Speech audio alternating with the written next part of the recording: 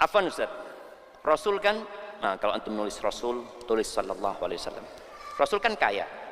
Kenapa beliau memilih sederhana kehidupannya? Sampai 3 bulan dapurnya tidak ngebul dapurnya. Yang di bulan ketiga beliau alhamdulillah dapat makanannya. Yang pertama, Rasul sallallahu alaihi wasallam ekonominya naik turun. Jadi ada kondisi beliau sulit. Dan baru membaik kondisi ekonomi beliau itu ada hadiahnya. Baik, kapan? Kapan kondisi ekonomi Nabi SAW membaik? Yaitu kapan? Karena perang Uhud gak ada kondisi. Oke, setelah perang Hunain kasih hadiahnya, nggak apa-apa. Tapi ada yang sebelum itu. Mulainya, anak pertanyaannya mulai ekonomi membaik di tahun keberapa dan setelah perang apa?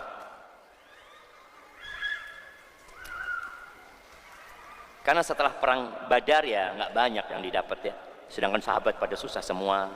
Kemudian perang Uhud ya mengalami kekalahan, perang Khandaq juga nggak ada ghanimah yang didapatkan pada waktu itu.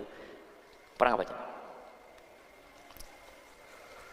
Sebelum itu Fatu Makkah ikut Hunain. Sebelum itu sudah Khaybar, na'am sahih. Kasihkan kepada dia. Telat antum kasihkan. Perang Khaybar aja.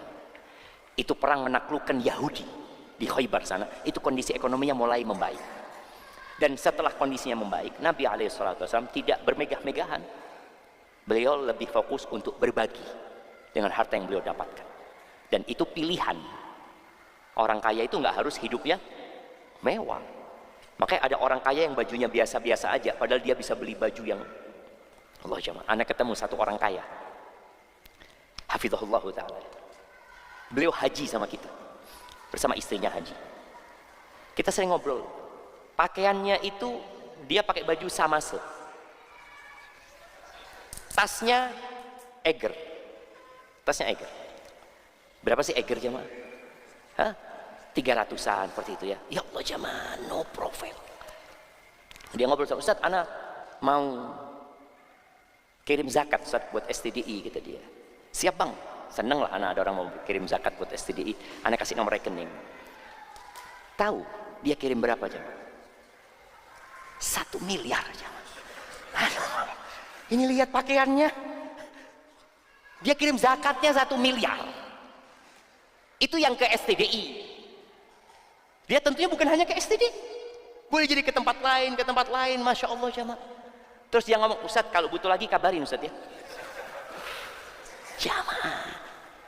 Anak tanya, bang abang kok seperti ini pakaiannya? Dia ngomong, anak pernah hidup gaya Ustaz. Padahal belum kaya. Dia ngomong, dia hidup gaya itu malahan belum kaya raya. Dia ngomong dulu, ini pelajaran buat semuanya. Anak tutup dengan ini.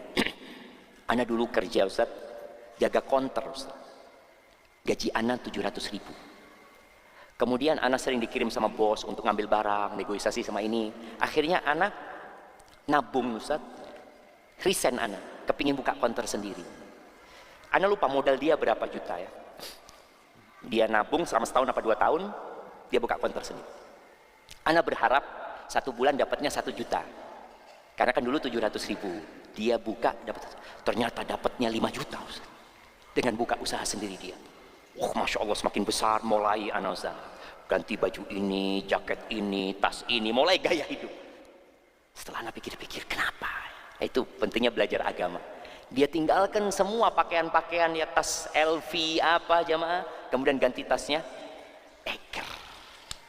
Jadi antum yang baru kaya jangan langsung menuju itu zakatnya 1 miliar, tasnya Eger jamaah. Hadza wallahu a'lam bishawab. Ini dapat Anda sampaikan.